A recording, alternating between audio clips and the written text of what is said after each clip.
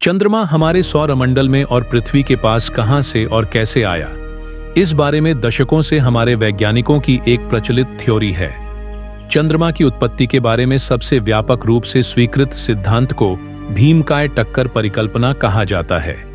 इस सिद्धांत के अनुसार लगभग 4.5 अरब वर्ष पहले पृथ्वी के साथ मंगल ग्रह के आकार के एक ग्रह, जिसे थिया कहा जाता है, की भीषण टक्कर हुई थी। इस टक्कर से उत्पन्न मलबे से चंद्रमा का निर्माण हुआ। इस टक्कर के बाद मलबा पृथ्वी की कक्षा में घूमता रहा और धीरे धीरे एकत्रित होकर चंद्रमा का रूप ले लिया। अपोलो मिशन के अंतरिक्ष यात्रियों द्वारा लाए गए चट्टानों के नमूनों से यह पुष्टि होती है कि चंद्रमा और पृथ्वी की रासायनिक संरचना में काफी समानता है। पर नई स्टडी ने विज्ञान जगत में हलचल मचा दी है, क्योंकि यह पुरानी थ्योरी के कुछ अलग ही दावा कर रही है। इस सिद्धांत ने प्रस्ताव दिया है कि यह किसी टकराव से नहीं, बल्कि एक खास बाइनरी एक्सचेंज प्रक्रिया के तहत पृथ्वी ने अपना ये अनूठा उपग्रह हासिल किया है।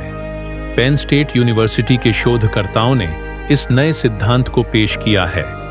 इसमें उन्होंने बताया है कि चंद्रमा मूल रूप से चट्टानों के पिंडों का द्विज जोड़े का हिस्सा था, जो स्पेस में एक दूसरे के चक्कर लगा रहे थे। जब यह सिस्टम पृथ्वी के पास के गुजरा, तब हमारे ग्रह के गुरुत्व बल ने इनमें से एक पिंड को अपनी कक्षा में खींच लिया होगा, जबकि दूसरा पिंड अंतरिक्ष में ही दूर कहीं चला गया होगा। इस थ्योरी को प्रोफेसर डैरेन विलियम्स और उनकी टीम ने पेश किया है। उनका कहना है, कोई नहीं जानता कि चंद्रमा कैसे बना होगा।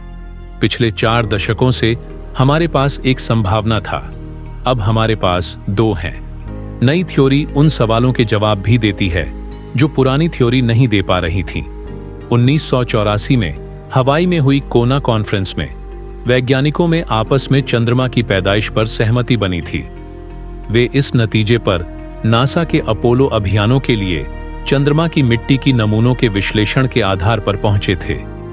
उन्होंने पाया था कि चंद्रमा की मिट्टी की संरचना पृथ्वी की संरचना से काफी हद तक मेल खाती है।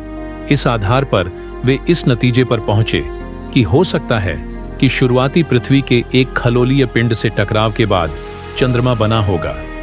यह थ्योरी इम्पैक्ट थ्योरी से नाम से मशहूर हुई और इसे व्यापक समर्थन भी मिला, क्योंकि यह चंद्रमा की झात संरचना से काफी तालमेल बैठाती नजर आ रही थी।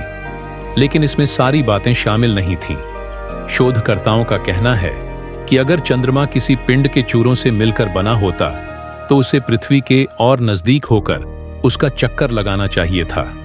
चंद्रमा की कक्षा पृथ्वी की भूमध्य रेखा के तल के मुकाबले 7 डिग्री झुकी हुई है।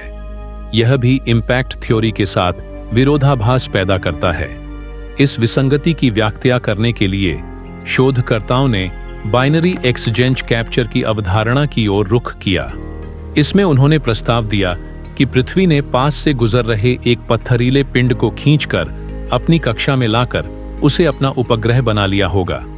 प्रोफेसर विलियम ने नेपच्यून के सबसे बड़ा चंद्रमा ट्राइटन की मिसाल दी। अभी माना जाता है कि ट्राइटन भी काइपर बेल्ट से नेपच्यून की ओर से आया था और उसका उपग्रह बन गया था। नेपच्यून ग्रह के पार मौजूद काइपर बेल्ट में बहुत सारे पथरीले पिंड हैं, जिनमें से हर 10 में से एक बाइनरी सिस्टम का हिस्सा है। हमारे चंद्रमा की तरह ट्राइटन की भी कक्षा नेपच्यून की भूमध्य रेखा से 67 डिग्री ज्यादा झुकी है। गणितीय मॉडल भी यही सुझाव देते हैं कि इस तरह की घटना हमारे चंद्रमा के साथ भी हुआ होगा। प्लैनेटरी साइंस जर्नल में प्रकाशित इस अध्ययन में शोधकर्ताओं ने गणना की कि पृथ्वी अपने कुल भार का 1 से 10% भार वाले पिंड को अपनी कक्षा में खींच सकती है और 1.2% वाले भार का चंद्रमा इस दायरे में आता है।